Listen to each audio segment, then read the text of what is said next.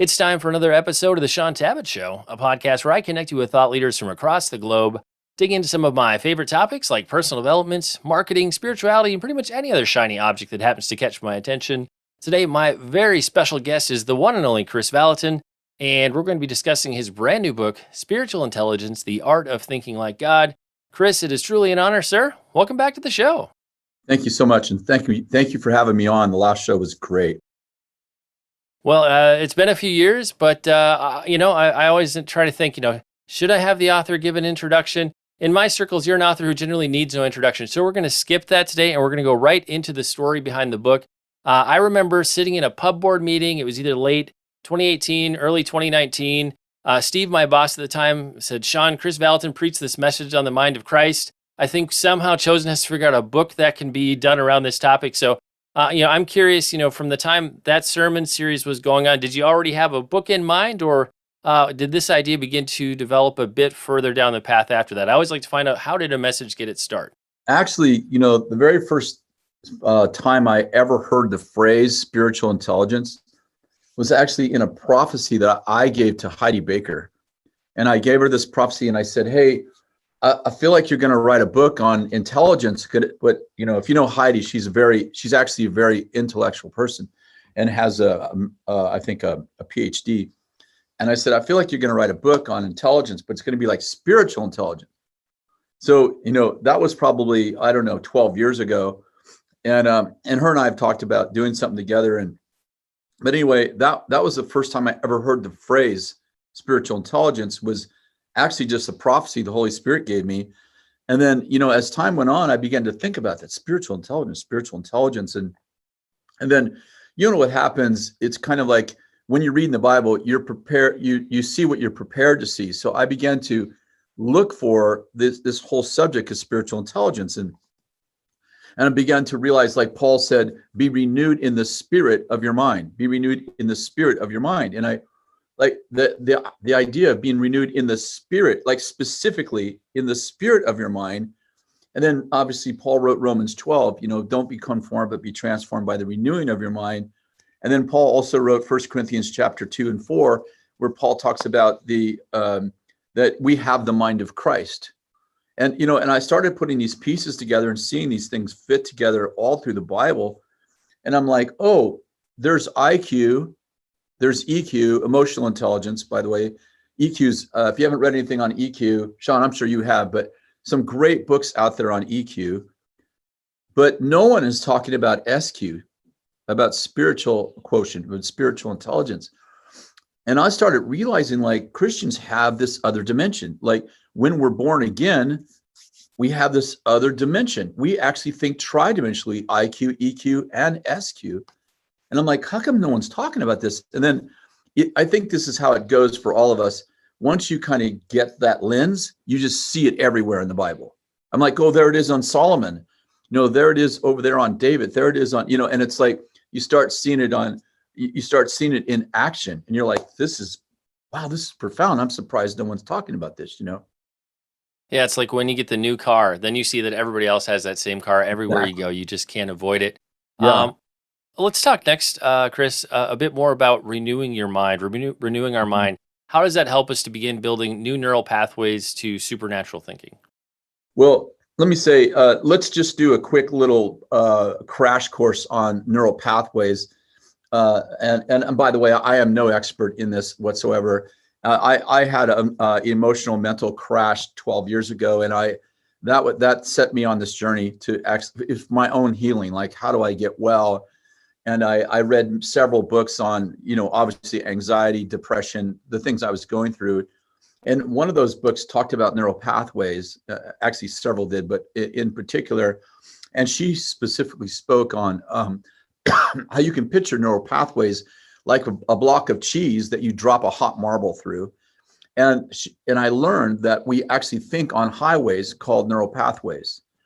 And the more you think a thought, and I know this almost sounds like a wrong statement, but the more you think a thought, the more you think a thought. And if you kind of picture it like this highway, every time I think a thought, I'm widening that neural pathway, making it easier for me to think the same thought again, be it positive or negative. So when Paul talks about renewing, don't be conformed to this world, but be transformed by the renewing of your mind, what are we actually doing? We're actually building pathways to God thoughts.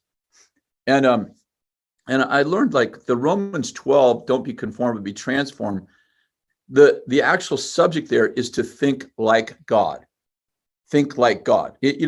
We say it different ways, like be Christ-like, have the mind of Christ, but we're basically learning to think like God. We're building neural pathways. For instance, my son is late, a half an hour late coming home from school. Instead of thinking in the what if negative, like, oh my gosh, I wonder if he got in an accident, I wonder if he got hit by a car, I build neural pathways to, I wonder if the principal took him in the office and gave him the most valuable student of the award month, for the month. And I just began to purposefully build new neural pathways to the way God thinks, which is blessing, abundance, health, healing, wholeness. So Romans 12 teach us to think like God. But 1 Corinthians 2, Paul opens up the subjects, and he quotes an Old Testament prophet who says, eye hasn't seen, ear hasn't heard, it hasn't entered the heart of man all that God wants to do for those he loves. And Paul quotes the Old Testament prophet, and he goes, the next verse says, but they've been revealed to us by his Spirit. So the Old Testament prophet goes, we have no idea what God's thinking. Paul says, we do. And then he goes on to say, who knows the thoughts of a man except for the spirit of the man that's in him? Great answer to a question. Does the devil know my thoughts? Not unless he gave them to you. And then he goes, and no one knows the thoughts of God except for the Spirit of God that's in him. And then he says, then we've received not the spirit of the world, but the Spirit who's from God, that we might know the thoughts of God. And then he ends that whole passage by saying, quoting the Old Testament prophet, who knows what God is thinking? And Paul answers, we have the mind of Christ. So think about this, Shaun. Romans 12 teaches us how to think like God through the renewing of our mind. 1 Corinthians 2 teaches us to think the thoughts of God. In other words, having the mind of Christ means I'm reading God's thoughts about a particular subject. So if someone's mean to me and I go, how does God think about that? That's Romans 12. Like, God said, bless those who persecute you. Love those who hate you. That's how God thinks. But when I tap into the mind of Christ and get the thoughts of God, now I'm thinking, what does God think about Johnny cursing me?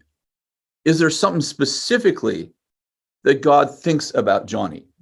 And maybe it's he had a pastor fail him when he was 10 years old, or he had a bad circumstance, and now he's projecting that over you as a pastor. And you are not just going to think good thoughts about him. You're not just going to bless someone who curses you. You're actually going to go in and do surgery on that man's heart, and you're going to remove the offense by actually speaking this thing. And that's the difference between I think like God, which is we need, and I actually think God's thoughts. Wow. That's pretty profound. That's a great connection.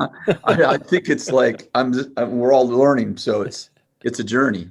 I think people get about a third of the way into the book and they're like, and then they keep going because they want to figure out how to pull this all together. I really, as a book guy, I'm always curious to see chapter titles, and I think the fact that you have a chapter with words like pirate and hacker was just a big win for me. So let's jump into that chapter next. How do we deal with spiritual pirates, hackers, and deceivers? What do we need to be watching out for? I think interesting. I use this analogy in the book, but I think it's such a powerful and simple analogy. It's interesting that the devil is at work in every area of life. And one of the things, we start out with someone builds a computer. This is way back. Let's just say 70s and 80s. And just about the time the software rolls out, someone creates a virus for it. Like there's just always somebody trying to pollute something good. In this case, we're not talking about something God, but something good. And so I just wanted to have a chapter on the fact that one of the things that happened to me when I started tapping into this whole prophetic thing, this would be like 40 years ago. And of course, in those days, we didn't associate it with spiritual intelligence exactly. But I wish someone would have said to me, hey, when you get, for instance, the gift of prophecy, which is one dimension of spiritual intelligence, and when you open up to the spirit world, it's not just the Holy Spirit that you have access to. And 1 John 4 says, beloved, so that he's speaking to us, don't believe every spirit, but test the spirits to see if they're from God. For many false prophets have went out in the world. And the exhortation there is don't become a false prophet by listening to the wrong spirit. And what I wanted to convey in that chapter, especially for maybe younger believers or people that would read a book that they don't have a lot of experience in the spirit realm, is that there are hackers, there are demonic spirits that get in there and twist prophetic ministry, twist spiritual intelligence. And I just wanted people to know that there are people who are creating viruses, so to speak, in the invisible realm that are trying to twist the things of God. And the challenge to me, for example, one of the examples I used in the book that I think is so powerful in the Bible is God sends Moses and Aaron to Pharaoh. And he says, hey, you're going to do this trick with your staff. You're going to throw down a staff. It's going to become a snake. And so, okay, God initiates that, right? God initiates, this is God's idea. They get to Pharaoh, they throw down the staff, it becomes a snake. And Pharaoh looks at the sorcerers and goes, can you do this? And they throw down two staffs, they become two snakes. And this is part of that hacker thing. What I find is that Christians run from the snakes. It's a metaphor. Like, we don't believe in snakes because sorcerers do snakes. I'm like, wait a second. Who initiated the snake idea? It was God's idea that the sorcerers duplicated, not the sorcerer's idea that Aaron and Moses duplicated. And so I was trying to put some words to Christians tend to run away from everything powerful. The devil only counterfeits things that are powerful. He doesn't counterfeit $1 bills. There's not enough, ROI on it. There's not enough return on investment. So, the devil does stuff that's powerful because he can't stop God. So he duplicates the miracles of God. And thus we have false signs, false wonders, false prophets. And some people would read the Bible to say, in the last days, all the prophets will be false. All the signs will be false. All the wonders will be false. And Jesus is warning about it because the false flows with the real. And we have to have, and I talk about in this chapter, the gift of distinguishing of spirits, so we know the source of the snake, so to speak. Is that a God snake, or is that a sorcerer snake? And I'm actually using it as a metaphor. Like, is that a God thought? Is that the mind of Christ, or is the enemy trying to mess with me and duplicate these things? So I do think that, especially, we're in the COVID lockdown season right now. We also have the campaign going, with the presidential campaign going. We have the racial equality thing, and all happening at the same time. And there's a God snake through the whole thing, and there's all these other snakes. And I'm like, the gift of distinguishing of spirits, in my mind right now, is the most needed gift of our time, because God is on the move. He is in the midst of racial equality. He is full of justice, but there's all this other stuff polluting that entire movement. And I would say that about each and everything we're going through. Yes, discern which are the God snakes and which are the devil snakes. That would be a good thing to sort out in this season. So once somebody begins to get a handle on spiritual intelligence, how does that drive or connect into places where God's given us influence, boundaries of our divine assignment? Like, how does that kind of connect to the mission that we're on from God, so to speak? Well, I think that God's called us to be the most creative, innovative, and wise people on the planet. I call it jealousy evangelism. It's like everyone has access to this. Like, like sometimes people can read what I write and say, oh, he's creating an elite group of people. I'm like, it would be elite if everyone, if there was a sign that says you can't come in here. It's a club for only us perfect people. But the truth is that the door of that is Jesus, and everybody has access to that door. So, you're listening to this podcast right now and you're like, oh, he's just an arrogant jerk and he thinks he's smarter than everybody. No, I think God's smarter than everybody. I think that he's given us complete access to his intelligence. And I think all you have to do is ask Jesus into your life and let him flip on, if you will, transform your mind the way the Bible would say, born again, a new creation. So I think, we get to carry God's ideas into every realm of society, whether you're a mechanic, and I've got some great stories in there about, fixing cars through the word of knowledge, or whether you're, a politician, whether you're a mom, a dad, like we are disguised as normal, everyday people. We look like everyday people, but inside of us is God, and he's working through us. We are the Trojan horse of God in all of society. So it's been a lot of fun, actually. And there's so many good stories in the book about things God's just done through different people that I've watched and talk about in myself. And we went to Google. We got invited to Google, and we did a I forget the title of the Google thing, but I think but my part of it was SQ. And so there was 200 people in the meeting, and then they closed circuit webcast it to their employees. So I don't know how many people watched it, but we're, the two leaders of Google's AI, automated reasoning, were in the room, and they're both believers, by the way. And we were teaching on, EQ, IQ, AI, but now there's SQ. And I did this little 20-minute TED talk with a panel of people. And man, when the talk was over, there was 200 people in line to talk about, like, how do you do that? How can I get that? Can anyone have this gift? And it was just so much fun. So, we get to bring this spiritual intelligence into our everyday life. It's so much fun. Well, and Chris, I got to have you share your story of kind of laying hands on the hood of the truck and God shows you what you needed to fix. I think that's another great everyday kind of concrete example of how this can work. Yeah. So this is my introduction. Again, this is long before we called it spiritual intelligence, But Bill Johnson came to our church, our little church in Weaverville. He became our pastor. It was 40. I think our church was 35, 40 people. And his first sermon series was a series on the gifts of the Spirit. And so because our church was so small, we would have a morning service where he would teach, and then we'd have an evening service. There maybe be 10, 15 of us there. And we would practice the things we learned about the gifts of the Spirit or whatever it is he was teaching. So it was activation. The evenings were activations. Well, I had a company, a fleet company that had about, I think, 22 or 25 trucks. And they would rotate them out every 3 or 4 years. So they'd buy like 7 at a time. And they bought these Chevy trucks. This is in the 80s.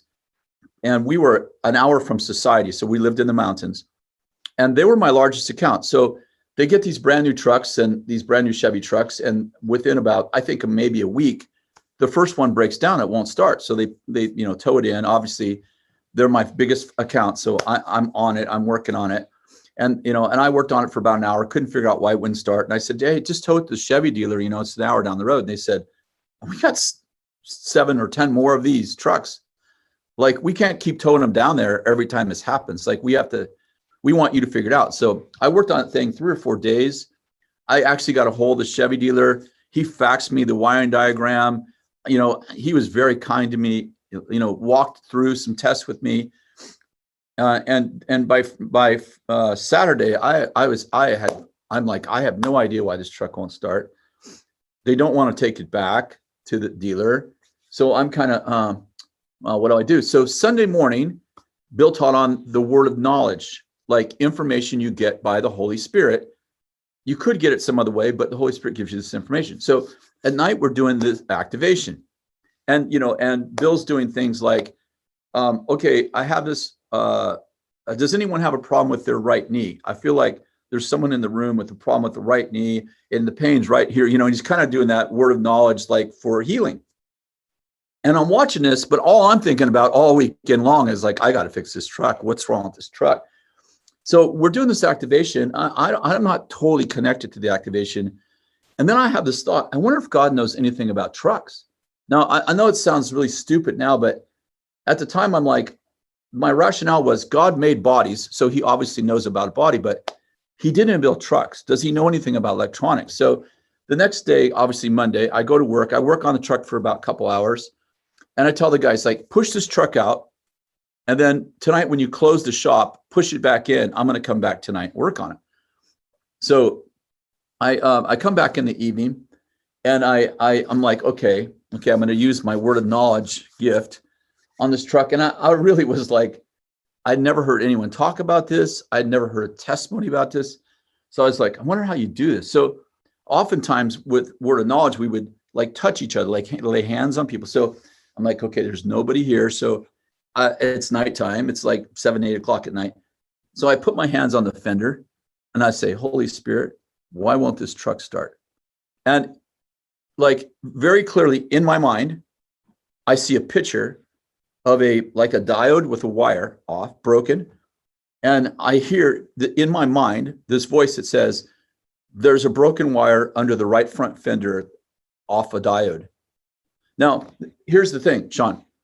The wiring diagram showed that there was no wiring, there was no diode in the right front fender.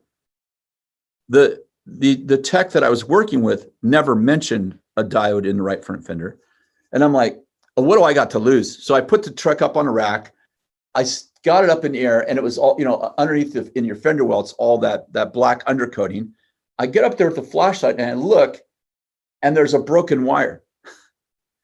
And I'm like, okay. So I let it down a little bit, and I solder the wire to the component, which turns out to be a diode, and it starts right up.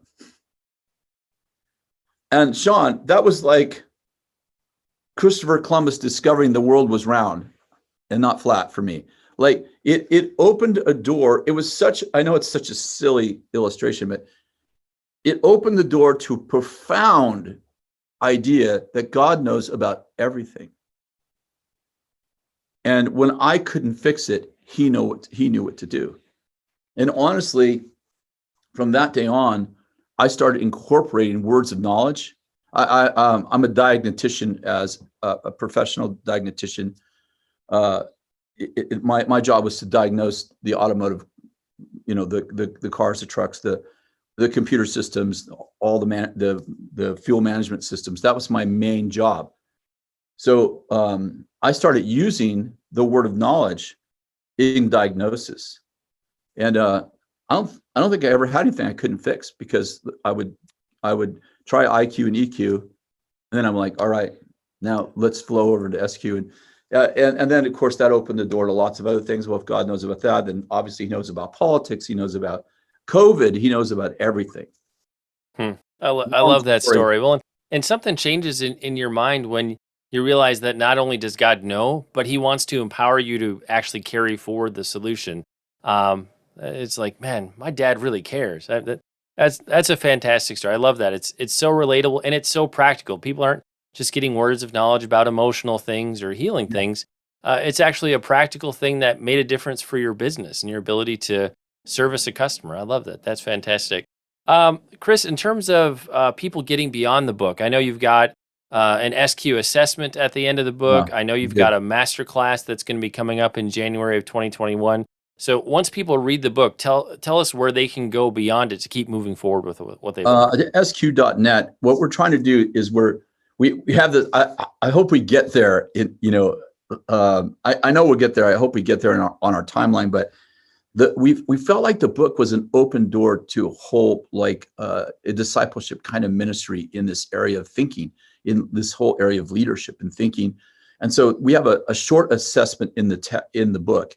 And then we have a longer, more in-depth assessment on our SQ website. so that you can go in and take this test.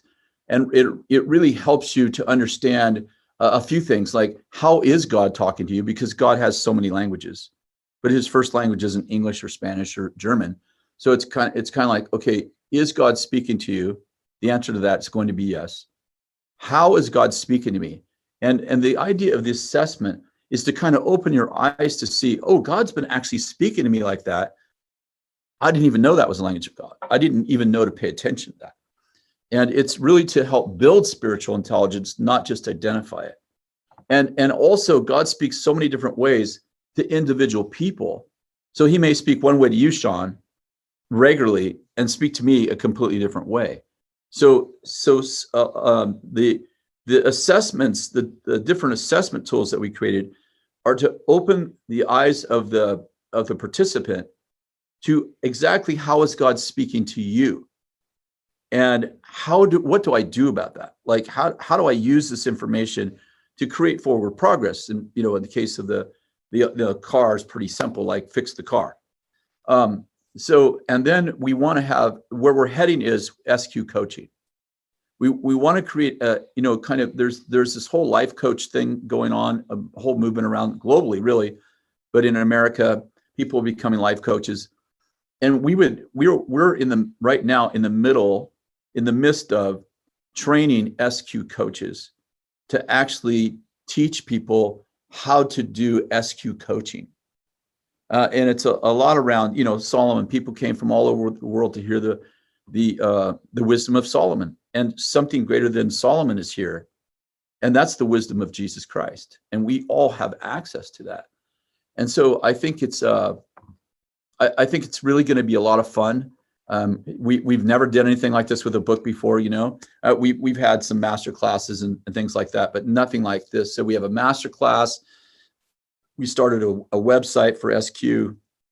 We obviously have the book. We have the assessment in the book. Then we have a larger assessment on the website. And then our goal before 2021 is over is that you could actually have an SQ coach that would both help you with their SQ info and also teach you how to get it for yourself. And I'm super excited about that. And we have a gal named Lindsay that's doing this whole thing on spiritual intelligence. She's absolutely brilliant at releasing people in that area. And so that's where we're heading. Hopefully we get there inside of our timeline on the SQ coaching side. Well, and I love that you have these resources to take it outside of the pages of the book. I feel like that's one of the most important things we can do in the publishing space these days is have a book, but also have things that take it beyond the book. Because when people actually get it out of their head and actually put things into action, that's when real change starts to happen. So I love that. I remember when we first talked about the book at Chosen, we were like, it'd be so great if Chris had just some kind of a little SQ assessment, and you've gone way beyond that at this point. So not surprising though that you would blow it out of the water. So great job there. Well, I Chris, have to honestly give credit where credit's due, because my team actually came to me and said, man, we need to create this. They all read the manuscript and they're like, this is amazing. Can we create some kind of tool that would open the doors of people's hearts and minds to this, and also help them to see that God is actually already giving them spiritual intelligence, but they just haven't created neural pathways to it yet, so to speak. Right. Yeah. To act, once you put that lens on, you can see where God's already been talking to you and leading you. And Chris, in terms of people connecting with you, finding out more about the book, where can we find you on the web? You can find me at Chris. You can find me at Chris KRISV. Chris V at chrisv.com. chrisvallotton.com. And you can also find me on social media. I'm on Facebook and on Twitter and on Instagram. Again, KV Ministries, kvministries.com. That's what I was trying to say. kvministries.com. Yeah, I'm so smart. I can't even remember my own address. kvministries.com is what I meant to say. So you can find us on kvministries.com on the web. You can also find us on social media, KV Ministries. Follow us. I love to interact with you some. That'd be great. And like we do with every episode, we'll have detailed links in the show notes, all the places you can connect with Chris, find out more about the book, everything you'll need. We'll have it all linked up for you over at shauntabatt.com. That's what the book looks like, except for it says spiritual intelligence. It's time to bring this episode of the Shaun Tabatt Show to a close. Many thanks for being a part of my conversation with Chris Valentin. Once again, our book today was Spiritual Intelligence, The Art of Thinking Like God. This book actually released back on October 20th, so just a couple days ago. It's already widely available wherever great books are sold. If you want to, right after you're done with this interview, if you want to start reading a chapter right out of the gate here, head over to the sqbook.com. You can grab a free chapter download there. If you want to find out a little more about the upcoming Spiritual Intelligence Masterclass, head over to sqinstitute.com. Or if you want to find out about Chris's ministry, head over to kvministries.com. And Chris, I just want to say thank you for sharing with us today. It's been an honor. It's been a pleasure to have you back on the show. Thank you very much. God bless you, Shaun.